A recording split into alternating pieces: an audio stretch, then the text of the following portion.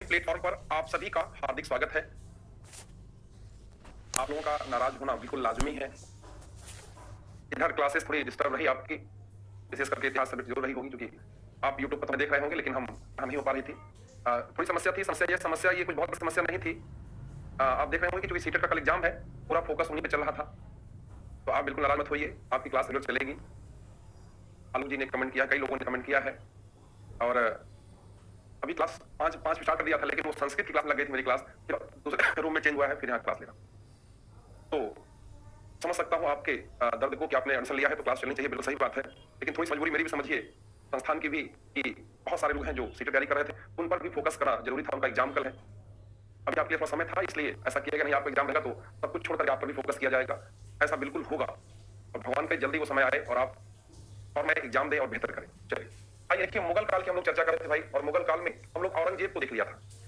औरंगजेब को हम लोगों ने देख लिया था। आज हम लोग शुरू करेंगे मुगल प्रशासन। साउथ इंडियन पॉलिसी भी आपको मैंने बता दिया था, मतलब दक्षिण की जो मुगलों की नीति थी कि कैसे आप उसको बात करेंगे, किसने कौन सा क्षेत्र जीता, कौन किसने क्षेत्र को विलय किया, ये चर्चा हम लोग कर चुके हैं।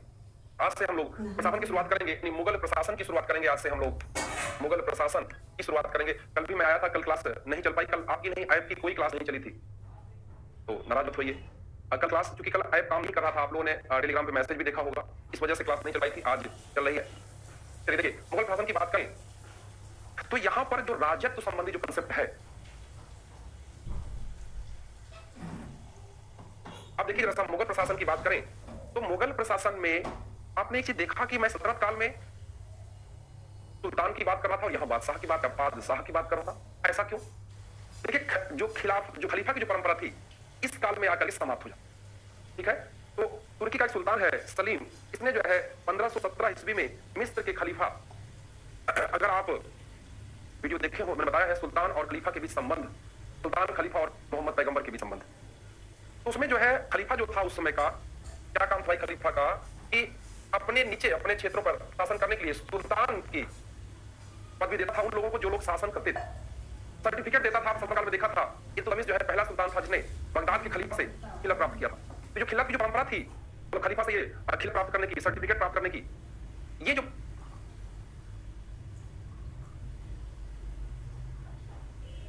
चलिए, तो ये जो परंपरा थी, ये सल्तनत काल में थी। मुगल काल में आकर के ये समाप्त हो जाती है। कैसे समझिएगा, 1500, और आपको मैंने ये भी बताया उस वीडियो में कि पहले सीरिया था खलीफा का केंद्र, फिर बगदाद हुआ, सीरिया है, फिर बगदाद है, उसके बाद स्पेन है, उसके बाद मिस्र है। ऐसी चर्चा मैंने उस वीडियो में किया है, बताया है आपको। तो अब खलीफा की जो परंपरा थी, जो सत्ता था, जो केंद्र था, वो कहां पे था? वो था आपका मिस्र हो गया था। तो मिस्र के खलीफा को तुर्की के सुल्तान सलीम ने क्या कर दिया? समाप्त कर दिया था, मार दिया था। तो वहां ले गया, वहीं पर मतलब कहने बंदी बना लिया उसको, शरणार्थी जीवन जीने के लिए मजबूर कर दिया। तो वहीं से फिर आगे जाकर के जो खलीफा था पद समाप्त हो जाता है, और खलीफा जो मुगल जो बादशाह शासक थे, इन्होंने अपना खलीफा से संबंध समाप्त कर दिया। तो आपको डेट समझना है, काम समझना है, जहां से परंपरा समाप्त होती है। तो 1517 ईस्वी में, पहले आप डेट डालिएगा, राजत्व, मुगल राजत्व, मुगल राजत्व। अब इसमें समझिएगा मुगल राजत्व में कि 1517 ईस्वी में मिस्र के 17 ईस्वी में खलीफा का केंद्र मिस्र हो गया था, मिस्र हो गया था। खलीफा का केंद्र जो है वो क्या हो गया था? मिस्र हो गया था। और जरा इस बात को समझिएगा, मिस्र का जो केंद्र था, वो मतलब जो केंद्र था वो क्या हो गया था? वो मिस्र हो गया था। फिर यहाँ के खलीफा, यहाँ के जो खलीफा थे 1517 ईस्वी में,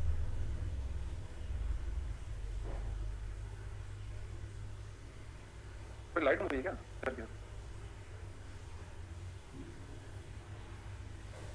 यहाँ जल रही थी, बंद हुई कौन सी?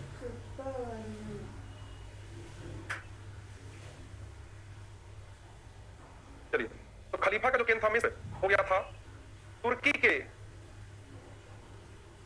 के सुल्तान सलीम ने,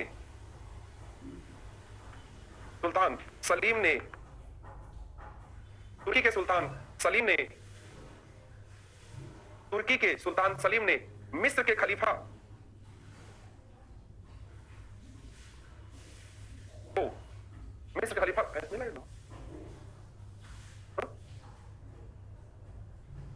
मिस्र के खलीफा को क्या कर दिया?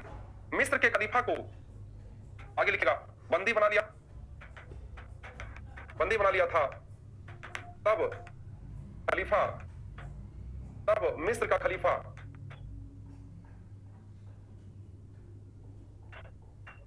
शरणार्थी जीवन जीवन जीने लगा था, शरणार्थी जीवन जीने लगा था। तब क्या हुआ कि मुगल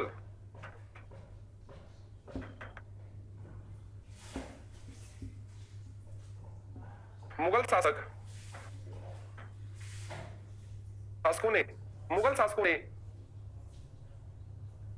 खलीफा से संबंध समाप्त कर लिया, संबंध समाप्त कर लिया था।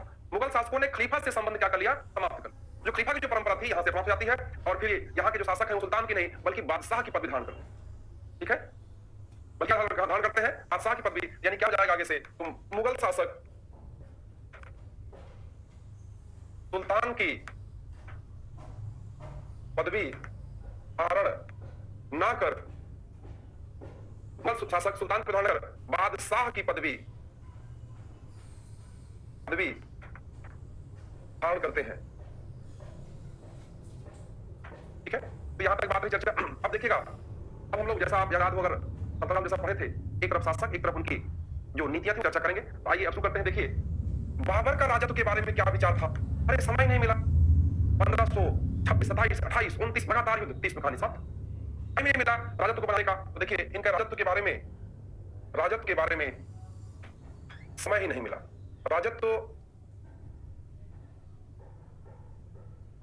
राजत्व संबंधी नीति बनाने का समय ही नहीं मिला।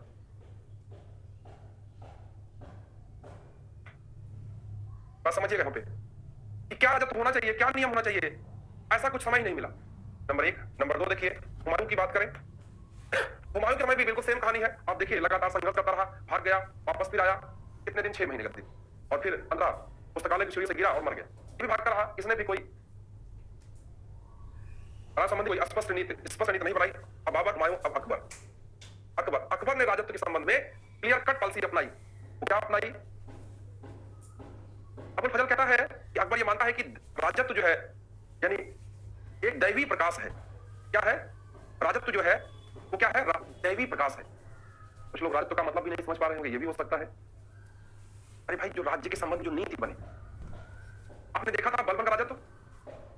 बलबन ने कहा कि राजा सुल्तान का जो पद है वो क्या है? नियाबते खुदाई है, जिल्ले इलाही है, अपने आप को अपना वंशज कहता है। आपने पढ़ा है, ये पढ़ के है बलबन का राजत्व। जो मुगलों का जो राजत्व है ये बाबर और हुमायूं के पास समय नहीं रहा ये बताने के लिए कि क्या नीति होनी चाहिए, नहीं समय था। लेकिन बाबर के पास समय, अकबर के पास समय है। और अकबर देखिए यहां एक इनका दरबारी जो है अबुल फजल क्या कहता है? राजत्व एक दैवीय प्रकाश है। राजत्व एक दैवीय प्रकाश है। राजत्व एक क्या है? दैवीय प्रकाश है। राजत्व एक दैवीय प्रकाश है जो ईश्वर से निकलकर राजा के हृदय को प्रकाशित करता है। यही क्या है? फर्रे इजीदी। इसको क्या बोलते हैं? इसी को बोलते हैं फर्रे इजीदी। सवाल यहां से पूछा गया है, इसको क्या बोलते हैं भाई? लिख लीजिएगा, फर्रे इजीदी। फर्रे इजीदी ये जो है आपका फर्रे अबुल फजल, राजत्व एक दैवी प्रकाश है जो ईश्वर से निकलकर राजा के हृदय को प्रकाशित करता है। अबुल फजल ने यह बात कही है। यही क्या है? इसी को बोलते हैं फर्रे इजीदी। ये राजत्व कंसेप्ट है। जैसे आपने देखा बलबन के बारे में, कुछ कमों बेश वैसा ही यहां भी देखिए अकबर के समय बलबन ने क्या कहा था? राजा का पद ईश्वर का प्रतिबिंब है, मैं ईश्वर का प्रतिनिधि हूं। आपने खुदाई कहा था अपने आप को, अगर आपको याद हो। कमों बेश देखिए यहां पर क्या हो रहा है कि राजत्व एक दैवी प्रकाश है जो ईश्वर से निकल करके राजा के हृदय प्रकाशित करता है। बात समझ आई? क्लियर? ये इसी को बोला गया है फर्रे इजीदी। इसे क्या बोला जाता है? फर्रे इजीदी। और आगे अगर देखें तो इस कंसेप्ट को, राजत्व के इस कंसेप्ट को जहांगीर ने भी, शाहजहां ने भी, औरंगजेब ने भी इसको माना है। एक बार लिख लीजिए, राजत्व के इस विचार को कि जो राजा का जो पद होता है वो ईश्वरी दैवी प्रकाश है, वो डायरेक्ट आकर के राजा के हृदय में जाता है, जो राजा प्रकाशित होता है। और इस बात को आगे जाकर के राजत्व के इस विचार को जहां अकबर के बाद जहांगीर, शाहजहां, औरंगजेब, जहांगीर, शाहजहां, औरंगजेब, ये तीनों ने इस बात को स्वीकार किया है। इन तीनों ने इस बात को स्वीकार किया है।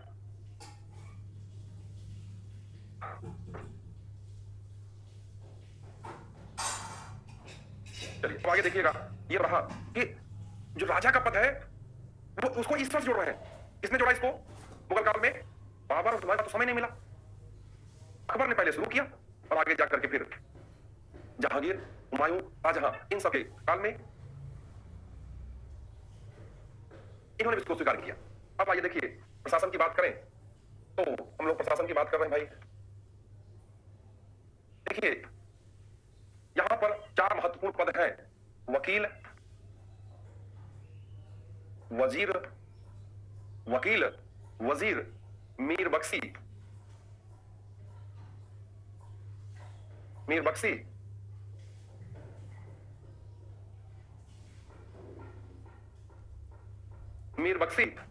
और सद्र उस सुदूर।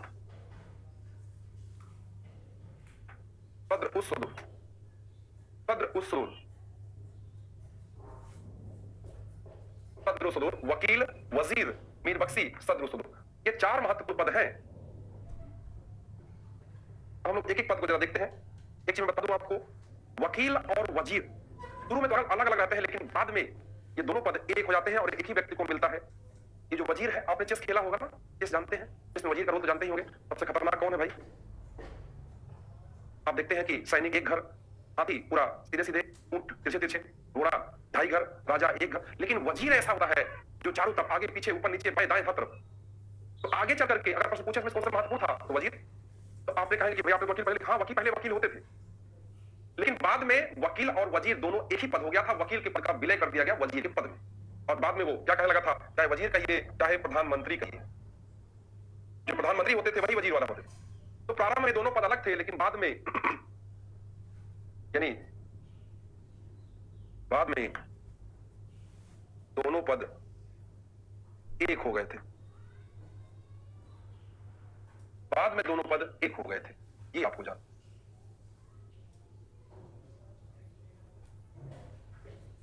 वकील था क्या? तो दोनों पद एक हो गए थे। ये क्या था? ये बादशाह का प्रतिनिधि था। बादशाह का प्रतिनिधि, बादशाह का क्या था भाई? बादशाह का प्रतिनिधि था। ये आपको जानना है, ये बादशाह का प्रतिनिधि था, ये आपको जानना है। तो वकील आप देखे होंगे, आप अगर याद हो तो बैराम खां का नाम सुना था ना अकबर के समय में, हुमायूं के समय में, ये संरक्षक था अकबर का। तो यही बैराम खां जो था, यही पहले वकील के पद पे था। यानी आगे लिख लीजिएगा, नेक्स्ट पॉइंट। चलिए वकील की बात कर रहे हैं हम लोग। तो वकील का जो ये पद है,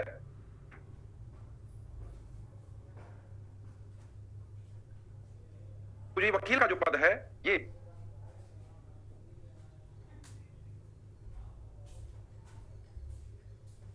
बैरम खां अकबर का वकील था। क्या था? वकील था। लेकिन बैरम खां से संघर्ष होने के बाद, या बैरम खां की महत्वाकांक्षा और विद्रोह करने के कारण अकबर ने यह पद समाप्त कर दिया था।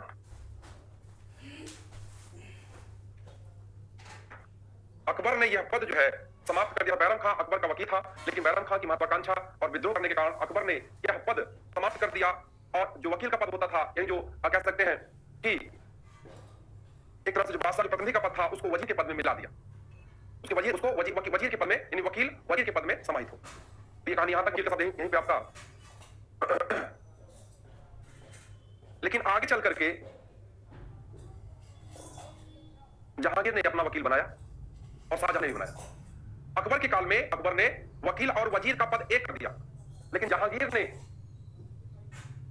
आइए देखिए आगे नेक्स्ट, जहांगीर कुछ वर्षों तक पुनः वकील के पद को जीवित रखा। शाहजहां के समय देखिए,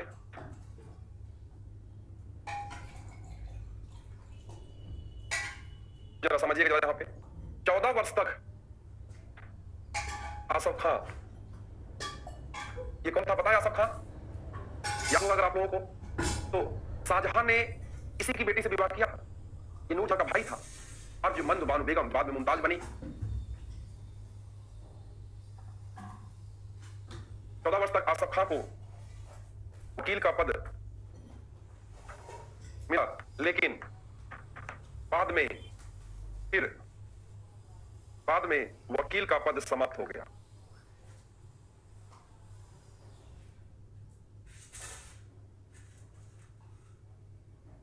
बाद में वकील का पद क्या हो गया था?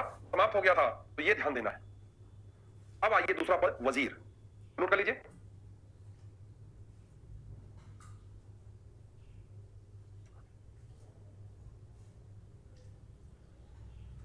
आइए चलिए अगला पद देखते हैं हम लोग।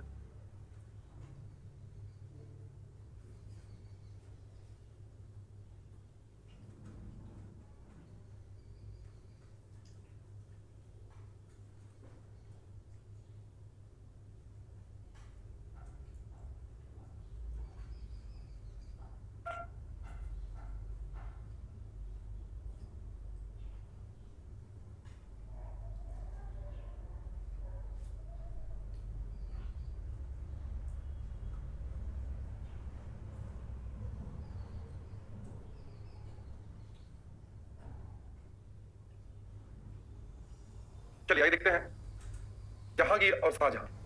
नेक्स्ट पॉइंट आइए, अब चलते हैं वजीर। अब चलते हैं वजीर। वजीर या प्रधानमंत्री कहिए आप इनको, या दीवान ए विजारत, दीवान ए विजारत, ठीक है, आप जो भी कह सकते हैं इनको। देखिए वजीर भी दो प्रकार के थे। ये चर्चा मैं आपसे एक बार किया हूं, एक बार यहां फिर बताने जा रहा हूं। वजीर ए तफवीज, वजीर ए तफवीज, वजीर ए तनफीज, वजीर ए तनफीज, वजीर ए तफवीज। जरा समझिएगा बात यहां पे, आप तो भाव समझेंगे आपको। देखिए यहां देखिए क्या लिखा है, तनफीज, तनफीज है, ये तफवीज है। फीज फीज सीज, फीज सीज, ऐसे याद रखिए। फीज सीज मतलब क्या? मतलब सीधा सा है, फीज सीज क्या कर देना है? फीज सीज मतलब अधिकार सीज कर दिए गए, सीमित कर दिए गए। आप एक बात समझिएगा, देखिए यहां सबको देखिए, कितना पकड़िए, फीज सीज। फीज माने क्या होता है? बंद कर देना भाई ना। यानी जो वजीर दो प्रकार के हुए, एक वजीर ए तफवीज, तफवीज, और एक वजीर ए तनफीज। तनफीज तनसीज ऐसे याद रखेंगे, याद रहेगा। तफवीज तनफीज तनसीज, ऐसे बोलिए एक बार।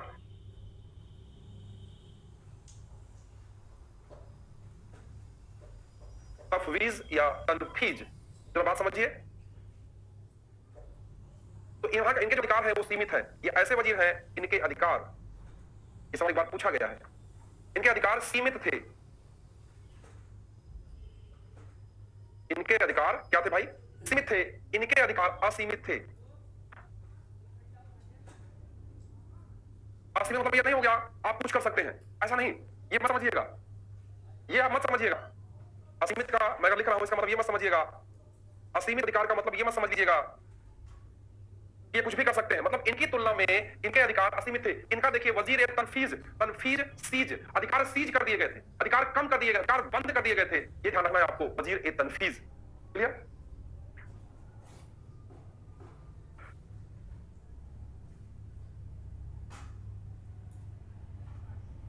अब जरा देखिएगा क्या अधिकार थे इनके। जो वजीर ए तफवीज है, इनके इतने अधिकार है कि राजा के द्वारा अगर कोई नियुक्त किया गया है तो अगर वो काम सही नहीं कर रहा है उसको निलंबित कर सकता है ये वजीर। ध्यान समझिएगा, अगर राजा ने किसी को निलंबित किया, सॉरी नियुक्त किया है, उसे निलंबित कर सकता है, उसे पुनर्नियुक्ति दे सकता है, ये अधिकार थे वजीर के पास। एक महत्वपूर्ण चीज थी। तो आगे जरा लिख लीजिएगा यहां पे, राजा के द्वारा नियुक्त व्यक्ति को क्या कर सकता है? राजा के द्वारा नियुक्त व्यक्ति को, राजा मतलब बस्सा, बस्सा के द्वारा नियुक्त व्यक्ति को क्या कर सकता है? निलंबित कर सकता है। अगर वो गलत काम करते पाया गया, ये अधिकार था, उसको निलंबित कर सकता है, पुनर्नियुक्ति दे सकता है, पुनर्नियुक्ति दे सकता है। ये आपको, ये अधिकार है इस वजीर को। वजीर ए तफवीज, तफवीज है, वीज वह लिखा है, ये तनफीज है, वह लिखा है, ईज सीज, इनके अधिकार कम हो गए थे। जरा बात समझिएगा। इसके अलावा ये मुकदमों का निर्णय तो लेता था। जैसे कहा है, राजा नियुक्त व्यक्ति को निलंबित कर सकता है, और बताया आपको निलंबित कर सकता है, पुनर्नियुक्ति दे सकता है, वजीर ए तफवीज का। इसके अलावा ये मुकदमों का निर्णय, यानी कहने का मतलब कि न्याय का काम भी कर रहा है, न्याय का भी काम कर रहा है।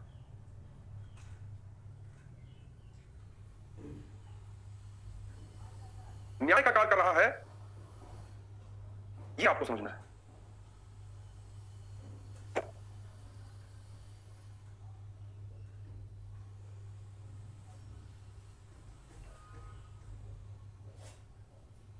जरा इस बात को समझिएगा,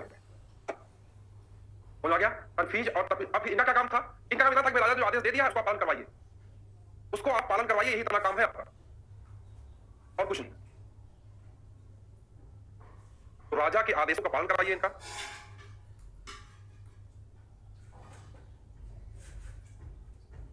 राजा मतलब बादशाह, लेकिन इनका काम क्या है? वजीर तफवीज का। ये नियुक्ति, जो कोई व्यक्ति है अगर गलत करता पड़ा है, उसे निलंबित कर सकता है, उसे पुनर्नियुक्ति दे सकता है किसी को, और न्याय का भी काम करता था वजीर तफवीज। ये डिफरेंस समझिएगा। चलिए अब आइए आगे, हम शासक लिखेंगे और एक तरफ आपका लिखेंगे कौन इनके वजीर है। आइए बाबर का देखिए, बाबर यहां लिखिएगा बादशाह, और यहां लिखेंगे आप वजीर। तो किस बादशाह का वजीर थे, क्या खास बात बताएंगे हम लोग? तो बाबर का जो वजीर है वो कौन है? निजामुद्दीन, निजामुद्दीन, निजामुद्दीन,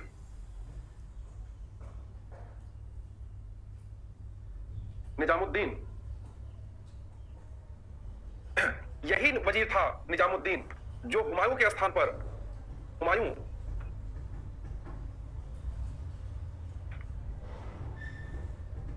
के स्थान पर मेहदी ख्वाजा,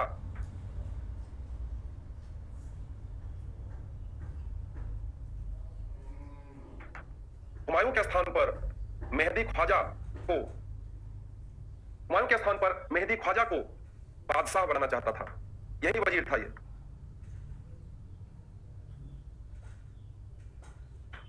समझिएगा इस बात को। बादशाह बाबर, निजामुद्दीन, हुमायूं के स्थान पर मेहदी ख्वाजा को बादशाह बनाना चाहता था निजामुद्दीन, ये बाबर है। अब आगे आइए हुमायूं, हुमायूं ने इसे बनाया है। तो देखिएगा इसने कई वजीर बदला, ये कई वजीर बदला था अपना हुमायूं। तो किसी का नाम तो क्या लिखते हैं इसमें ध्यान दीजिए। आगे आइए अकबर, अकबर आते हैं। अकबर ने क्या किया है देखिए। जो शासकों को जो याद करने का क्रम है, देखिए यही शैली है पढ़ाने की मेरी। मैं अगर चाहता तो अकबर खाता सब पढ़ा देता एक ही बार में सारा कुछ, लेकिन एक बार राजनीति समझा आपने, गलत तो समझा आपने, फिर वकील समझेंगे, वजीर समझेंगे, संसूर समझेंगे, ऐसे जब बार बार करेंगे रट जाएगा आपको। अभी जब मैं पढ़ाऊंगा स्थापत्य, अभी पढ़ाऊंगा आपको धार्मिक नीति की, पढ़ाऊंगा राजपूत नीति की, अभी पढ़ाऊंगा आपको स्थापत्य, चित्रकला, ये शासकों क्रम पूरा आपको ऐसे ही रट जाएगा।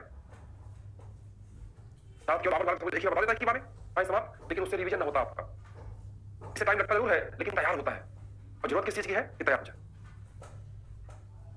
देखिए अकबर, अकबर की बात करें तो अकबर ने वजीर के, देखिए ध्यान समझिएगा, वजीर के पद पर इसने नियंत्रण किया। वजीर के ऊपर नियंत्रण कैसे किया जरा देखिएगा। अपराध जब रहे थे आपको बताया था आपको कि अकबर महत्वाकांक्षी था। उस पेटीकोट गवर्नमेंट से निकल रहा था। देखिए कैसे निकला, कैसे इस तरह शासन या पेटीकोट गवर्नमेंट जो भाई माता था अकबर का, बैरम खां, उस सबसे अपने आप बाहर निकालता है। और देखिए उसको लगा कि वजीर का पद जो है ये ज्यादा महत्वपूर्ण हो गया है और ये कुछ भी कर दे रहा है, बादशाह के द्वारा नियुक्त किसी व्यक्ति को हटा दे रहा है। इसने फिर तुरंत उसके ऊपर अंकुश लगाना शुरू कर दिया। क्या अंकुश लगाया देखिए जरा सा। दीवान ए खालसा, दीवान ए खालसा, दीवान ए तन, दीवान ए तन, दीवान ए खालसा, दीवान ए तन, दीवान ए खालसा, दीवान ए बयूतात,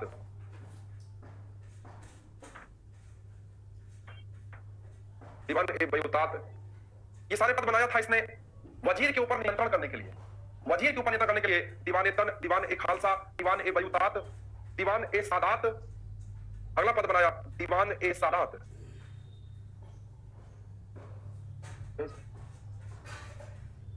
देखिए दीवान ए तन क्या है, ये वेतन देने वाला काम करता था। देखिए तन वेतन मतलब वजीर के पास पावर थी, उसको कई भागों में बांट दिया।